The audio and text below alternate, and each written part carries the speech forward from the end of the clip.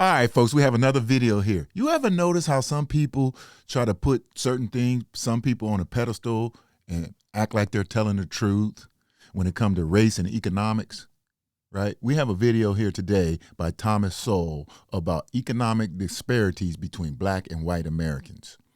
The problem with his argument is white people have always been the majority of poor people in this country.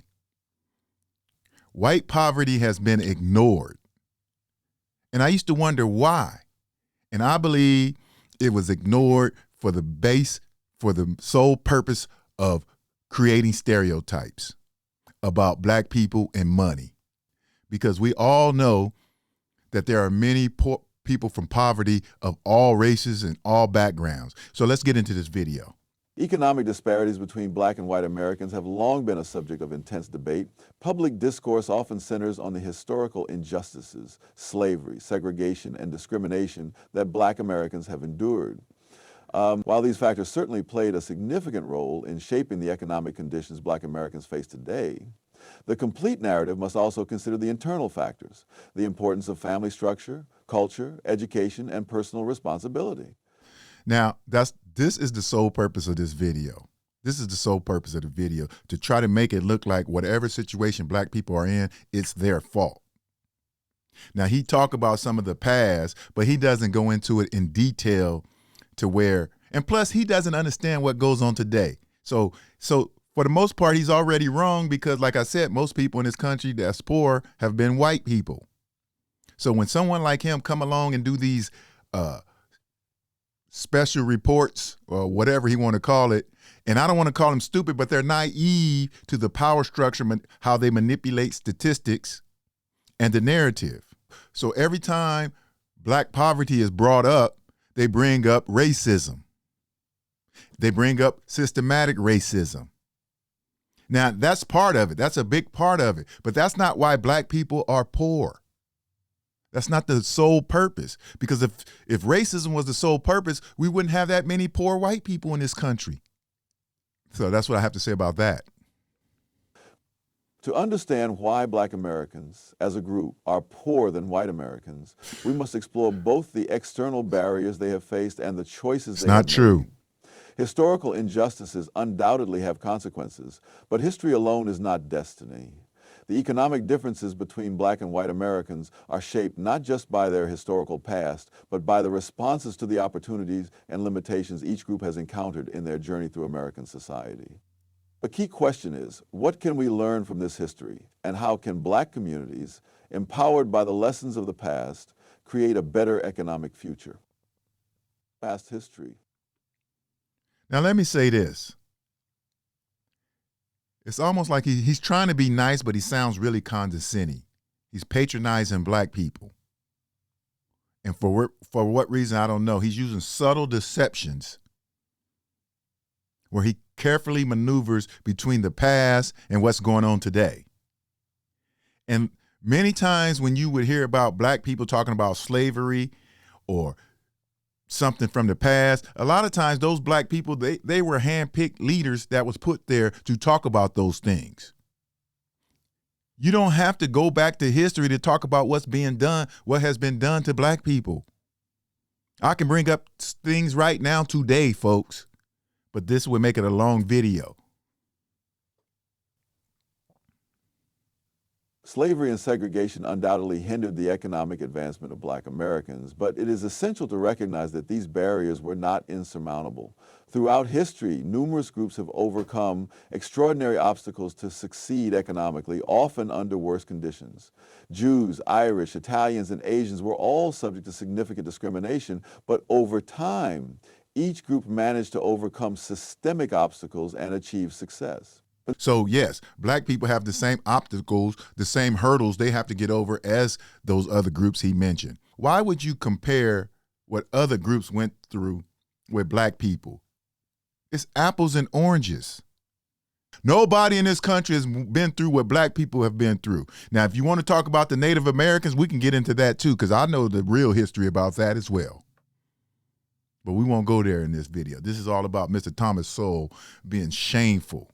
It is shameful to compare the discrimination what black people went through in this country okay? Nobody put drugs in those people communities.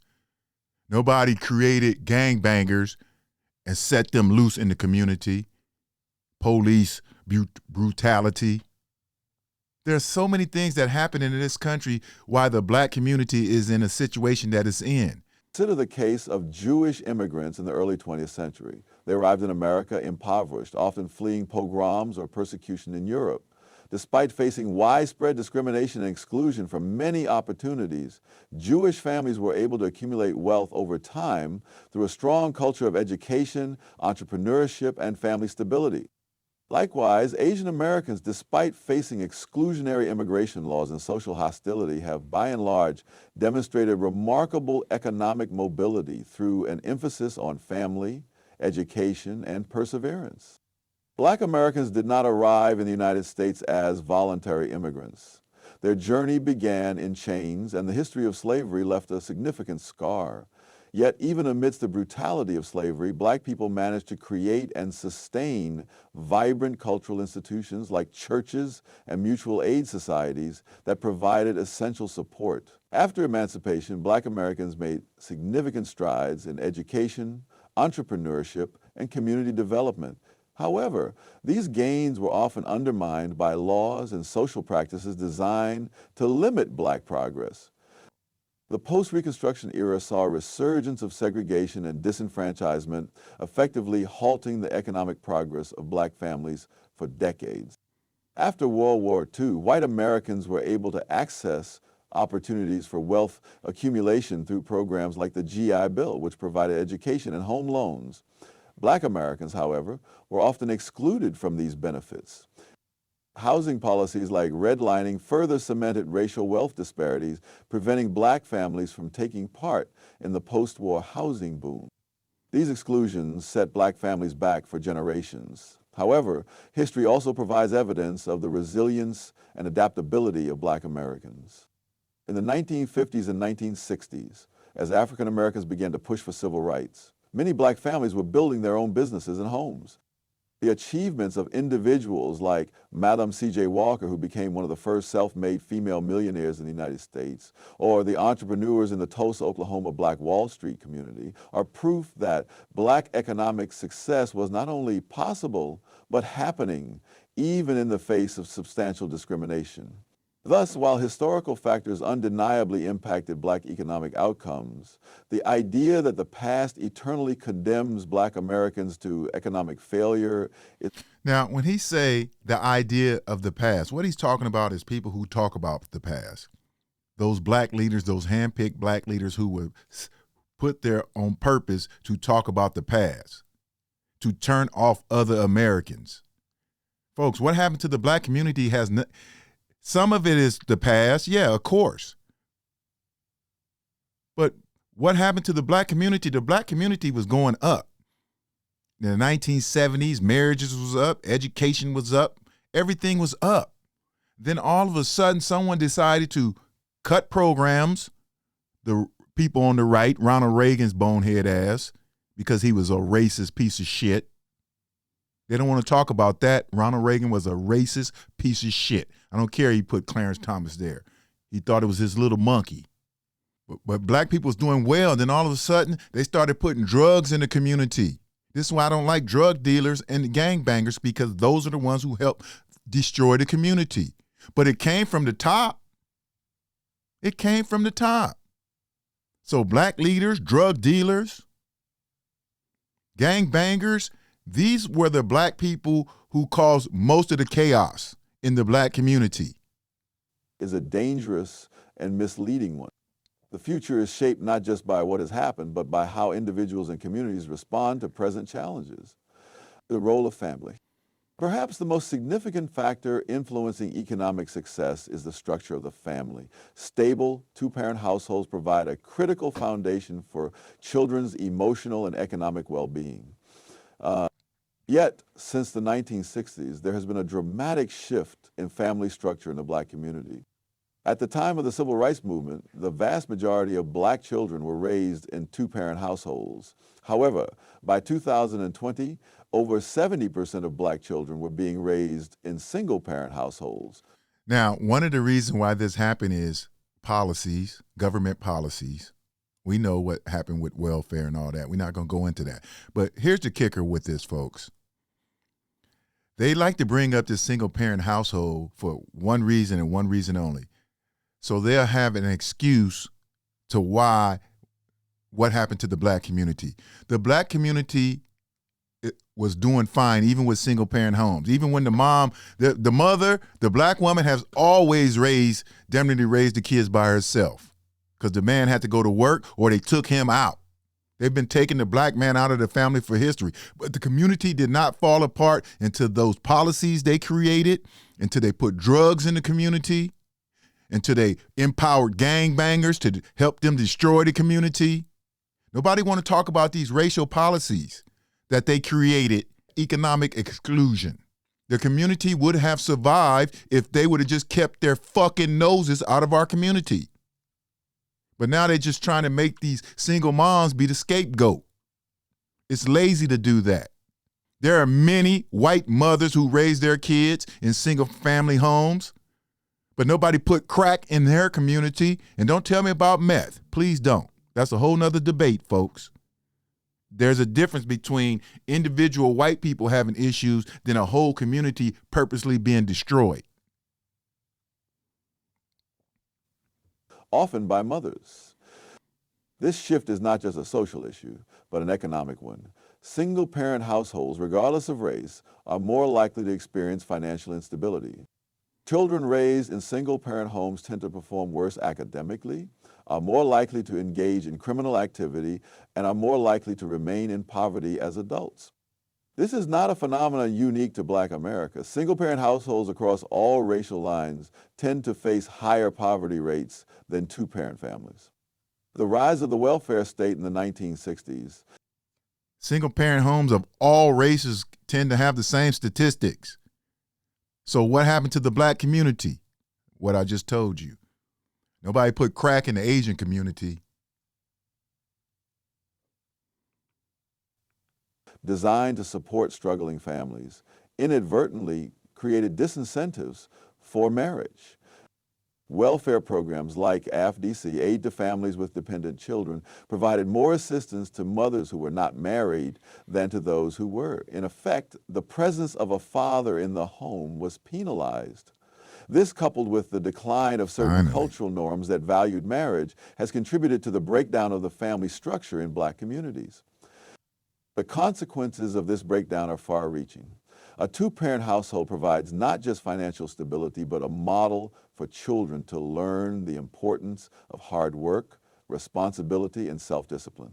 Marriage serves as an economic institution. It enables families to pool resources and manage household finances effectively.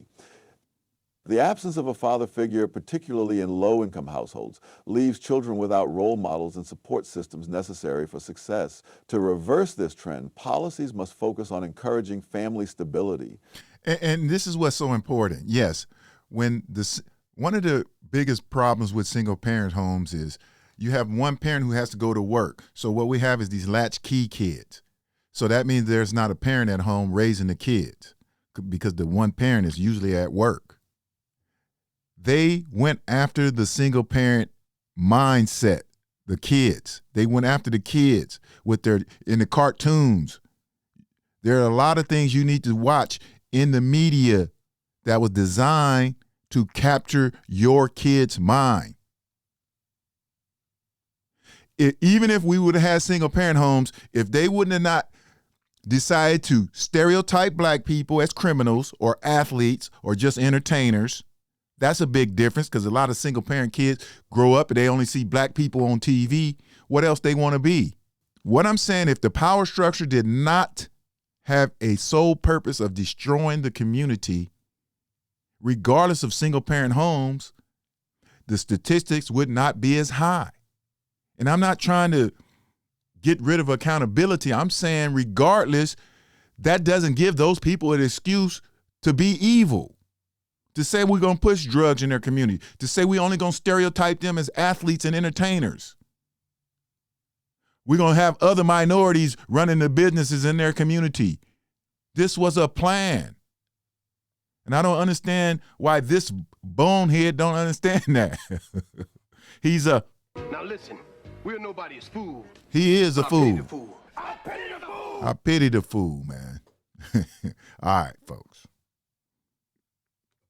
This can be achieved through economic incentives that support marriage, educational programs that emphasize the importance of two-parent households, and community outreach to provide the resources necessary for fathers to be present and involved in their children's lives. Education, the great equalizer. Education is often heralded as the great equalizer, but only when it is pursued with discipline and seriousness.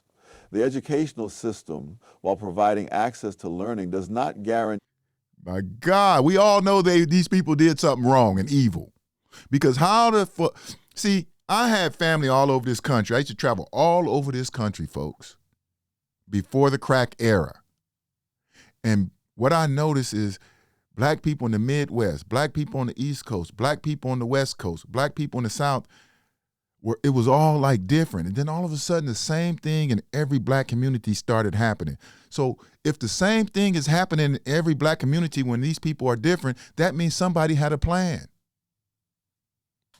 Now, our biggest fault as black people is we don't see their plan. We don't even know who the planner really is. We've been tricked to think it's some white man. No, it's some evil man. Guarantee success without the active involvement of students, families, and communities. A solid education can indeed provide a pathway to upward mobility, but only if students are prepared to seize the opportunity. In many low-income and predominantly black neighborhoods, public schools are failing their students. Despite receiving higher levels of funding than their counterparts in other areas, these schools often have lower graduation rates, lower academic performance, and fewer resources. The issue is not just funding. They don't receive more funding, folks. This is another manipulated statistic. It's a lie, a flat-out lie. Okay, it's like when they say they send all this aid to Africa. Do you really think that aid gets to the Africans who really need it? But the poor management of resources, lack of accountability, and a lack of discipline and structure in the schools themselves. In these environments, children often graduate without the necessary skills to succeed in the workforce or pursue higher education. A significant part of the problem is the absence of a culture of academic excellence. In many immigrant communities, education is seen as the key to success. Education has always been the key to seen as the key to success in the black community before hip-hop. The mentality changed when hip-hop came along, when they took control of hip-hop. But before hip-hop, a lot of people, especially in the South, knew education was the key. This is not something new. And he want to talk about all these immigrants coming over here, but they don't talk about the European immigrants who came over here and just was straight up criminals and criminal organizations who were allowed to be criminals, especially in black communities. Go through any black community and you'll see who owning the liquor stores, who owning the tire shops. It's these immigrants who came over there. And who put them there? Not hard work. Hard work did not put them there. The bankers put them there. And why did the bankers put them there? Because they didn't want black people there. Nobody want to talk about that. And parents go to great lengths to ensure that their children perform well in school. This emphasis on education is something that can be nurtured in black communities as well. One solution to this problem is the expansion of school choice. Charter schools, vouchers, and private school options have shown to be particularly effective in helping children escape failing public schools. They provide families with alternatives that can better meet their children's needs. The opposition to school choice, often from teachers' unions and bureaucrats more interested in preserving their own power than improving the lives of children, must be overcome. Education reform is essential for closing the wealth gap between black and white Americans. Work ethic, responsibility, and economic success. Another crucial factor in economic success is the culture of work and personal responsibility. Employers hire individuals based on their skills, reliability, and work ethic, Is he delusional? This is, yeah, I wish that was true, that's what employers do, folks. I know a lot of you people out there you only think racism exists if you only see a black person hanging from a tree. That's what you think, or a cross burning. One of the main reasons why they had to create programs to help black people, which still didn't help black people, they helped other minorities, because of racism. Nobody want to admit it. Okay? Does that mean all white people are racist? No. But the people in power have an agenda. They're evil. These are evil people, folks. Not their race. Unfortunately, in too many black communities, there is a pervasive attitude that systemic racism is the primary reason for economic stagnation, which leads to a culture of dependency rather than self-reliance. This mentality encourages hard work, entrepreneurial initiative, and personal responsibility. The culture of victimhood that has been promoted by some political leaders and activists places blame on external forces rather than encouraging individuals to take control of their own destinies. Yes, can an individual black person achieve things? Yes, as an individual. But he's talking about the black community, which was purposely planned to be destroyed. Now, you as an individual black person, yes, you can work hard and achieve things in life.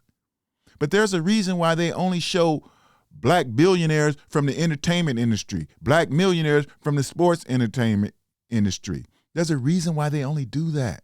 In contrast, immigrant communities have repeatedly demonstrated that hard work, adaptability, and perseverance can overcome even the most formidable obstacles. Chinese and Jewish immigrants in the early 20th century faced severe discrimination. Yet they built thriving businesses and communities based on the values of hard work and education. The same principles can apply to black Americans. Folks, black people did the same thing, and somebody decided to burn them down. Okay? The problem with this country is you don't want to deal with the truth. The truth of the matter is, it's not white racism is not what stopped black people. It's evil racism. It's the people in power that do shady shit when you can't see it, and regular Americans don't know it exists, so they go by people like him, and they just listen to him, blah, blah, blah, blah, and bringing the same story to stereotype black people, to act like, oh, you're in a bad position because it's your choices. And must be more actively cultivated to reverse economic disparities. A culture that values self-reliance, hard work, and personal responsibility is a culture that will see greater success economically. Efforts must be made to reframe the narrative in black communities, emphasizing individual agency over external victimhood. Okay. Systemic barrier. Okay, if you believe that, why are you not attacking the media? Because they control the culture, folks. They're the ones who push all this stuff he's talking about, the media. Okay? They tell kids, don't worry about education. Just run and jump. That's the message being sent to young black people every day. Be a baddie. Be a thug. But this bonehead don't want to talk about it. And I'm sorry if I have to be disrespectful, because to me, this is disrespectful. Because either he's naive to what's going on, or he works for somebody. That's the only two options. Real but overstated. While it is impossible to deny the existence of systemic barriers, focusing exclusively on these external forces ignores the internal, cultural, and personal factors that are essential for success. Laws and policies have changed significantly over the years, and legal discrimination has been largely eradicated. Today, black Americans have access to the same opportunities as their white counterparts. Individuals. From business ownership to education to political representation. The key question is not whether opportunities exist, but whether black Americans are taking full advantage of these opportunities. The persistence of wealth gaps between black and white families is often attributed to the legacy of racism. But wealth is not simply inherited. It is created through investment and entrepreneurship. Black Americans who embrace the principles of delayed gratification, financial literacy, and disciplined saving can overcome the legacy of poverty and begin to accumulate wealth. The wealth gap is not a reflection of inescapable inequality. Rather, it is a result of different choices and behaviors. To close the gap, Black families must be encouraged to adopt habits that foster wealth creation, prioritizing education, saving and investing, and building businesses that can generate long-term financial returns. A path forward. There are no quick fixes to the complex problem of economic disparities. However, there are clear and actionable steps that can be taken to address these disparities. Strengthening families, policy that encourage two-parent households and discourage single-parent dependency must be a priority. Improve education, expand school choice, and reform the public education system to ensure all children have access to high-quality education. Foster a culture of work, encourage hard work, self-reliance, and entrepreneurship in Black communities. Promote financial literacy, teach practical skills in money management, saving, investing, and entrepreneurship. The solutions to these issues lie not just in changing external policies, but in cultivating a culture of responsibility, perseverance, and empowerment. Economic success is possible for anyone, regardless of background, as long as they embrace the principles of discipline, hard work, and personal responsibility. Moreover, it is crucial to recognize the importance of community and social networks in promoting economic mobility. Strong social connections can provide access to valuable resources, such as job opportunities, mentorship, and financial support. In addition, addressing the issue of economic disparities requires a nuanced understanding of the complex interplay between historical, cultural, and economic factors. It is essential to acknowledge the ongoing impact of historical injustices, such as slavery and segregation, on the economic outcomes of Black Americans.